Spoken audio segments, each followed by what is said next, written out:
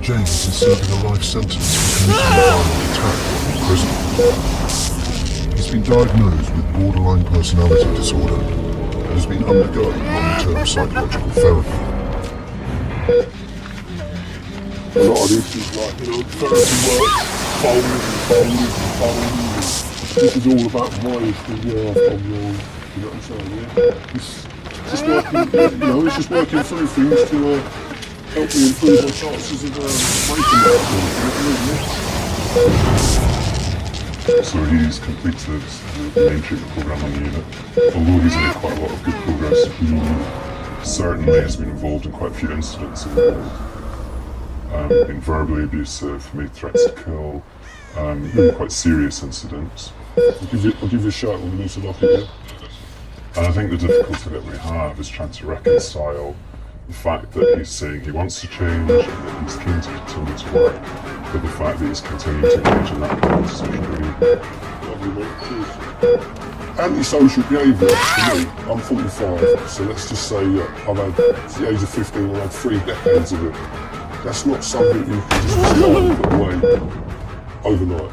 One weren't built in a day, you know what I mean? Yeah? Antisocial at the time, behaviour to me was my identity. It was about who I was, you know what I mean? Yeah? To put it down and just say that I'm not gonna be this way anymore. It don't happen that way. Yeah, absolutely. There's plenty here, which I finished a couple of days ago. So there was 2 titles. First one was Been Double in Anguish Like a Tree in a Storm, or Sometimes a River. I don't know if Sometimes a River was also too. John has been in secure institutions for 22 years. Growing up in Zimbabwe, he had corrective surgery for a rare birth defect. There's a lot of my friends just accepted it. There was a minority who didn't. They made it clear that I was different, unusual, strange. And that played on my confidence and my self-esteem, really. And one of the ways that I thought I'd combat the feelings that produced later on was to drink. And that just magnified some of those feelings that I had. John has a personality disorder, and when he drinks, he can be unpredictably violent. This is a timeline. So these are historical events, significant events in my life that may have had a psychological, emotional impact on me in some way. This forms part of the violent reduction program. So these are highs and lows. So a low, for example, is involved in some sexual abuse. And this is my index offence, primary offence. I stabbed a man several times. I spent the night drinking with him. I was drinking out of a can in his lounge, and I said, "Can I get a glass for the beer?" And he directed me to the kitchen. And when I went to the kitchen, I started opening up the cupboards, but I completely forgot why I was in the kitchen. I saw a block of knives, and I came back out with a carving knife, and I attacked him.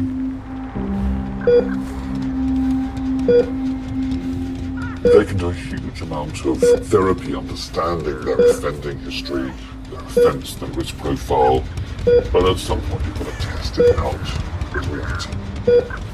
You've got to be outside the hospital to see how you merge with community life, the stresses, the challenges of being in a big city like London. Today, John is facing those challenges. After decades inside, he has permission to go into the local community without a member of staff. It's really quite exhilarating. You know, they come from my own. Feels quite liberating.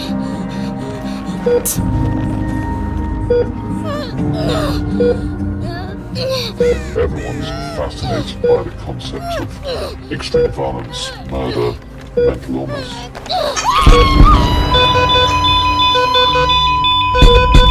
sort of terminology that the musical world always used was the stock phrase, scum of the earth.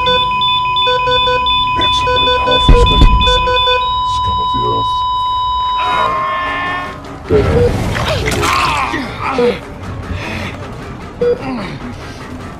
Our patients obviously want to return back to the safe, successful way. I suspect often the public would wish they stayed here, perhaps indefinitely. Most of them would see them as sick, dangerous, nasty individuals. We have to, in many ways, persuade them that what we're doing is safe, thought through, and very responsible.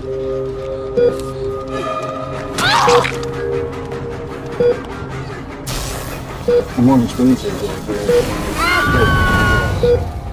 but there are very intensities and depths to them. And most of the time, it's just I'm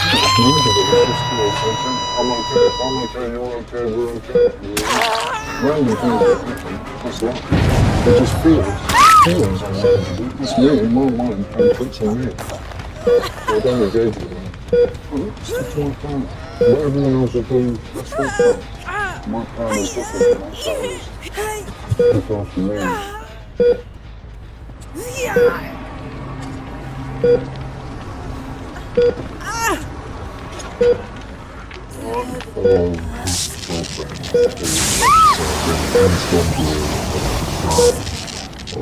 Other specialist things or things unpredictable, games, stress, anxious, get past these things by drinking alcohol, taking illicit drugs, physical violence,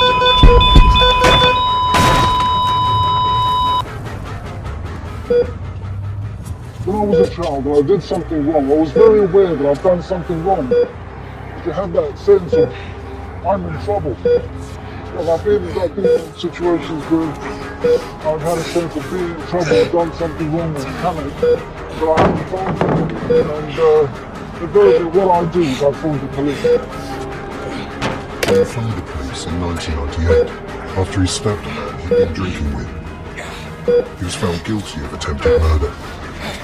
When the police officer arrested me, asked me how many times did I stab.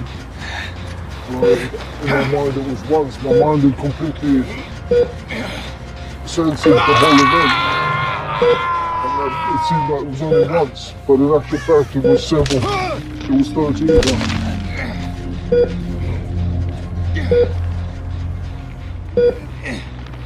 Hello, Felix Helen here.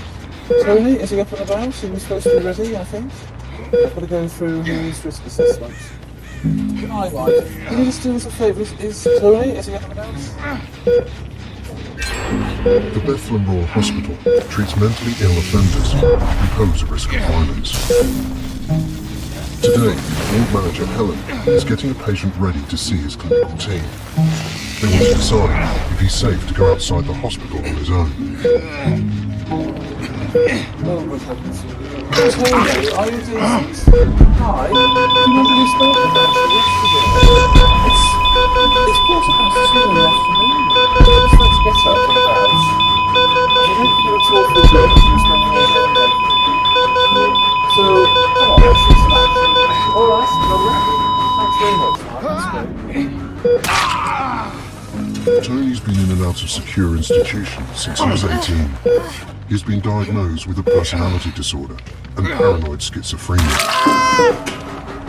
Tony's got a risk of depression and violence when he's unwell. And when he's unwell, he does tend to use substances. So when he uses these substances, it becomes even more risky.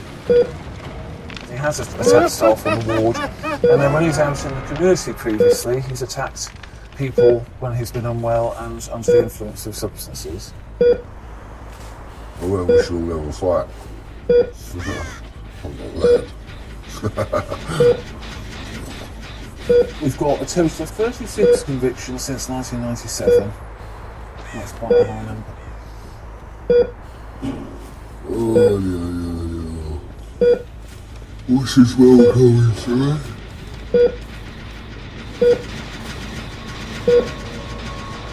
He's still quite a risk. His parents are quite worried about him absconding, about the risk of violence and aggression, the risk of using drugs on the outside. And it's only fairly recently that he's been using illicit substances here on the ward. Tony's recovery is at risk from the legal highs in cannabis that, despite tight security, are smuggled onto the ward by patients on leave. Tony has a great difficulty in understanding the dangers and of how those substances change his mental state and turn him into somebody who we would consider dangerous. To be fair with Tony, he has been but I think it's just a little step too far to give him on a score to be the You could have done with a shave, but never mind. I don't know why you're languishing in bed for. Got no toothpaste or nothing. Well, we'll get some. We shall organise it. Why on earth didn't you tell me that yesterday? He has no concept of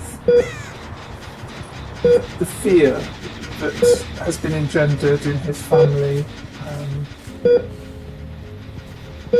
and people around him when he becomes angry or aggressive or violent. Let's see him then and see what he says. So our job is to try and help him understand what he needs to be before he can get that unescorted leave.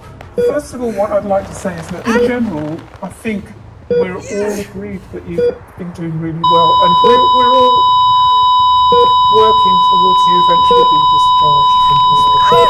But I think it's a little bit too soon to think of unescorted leave. Term of the medication, term of the groups, and the biggest message I can give you is to stay off the legal highs on the drugs.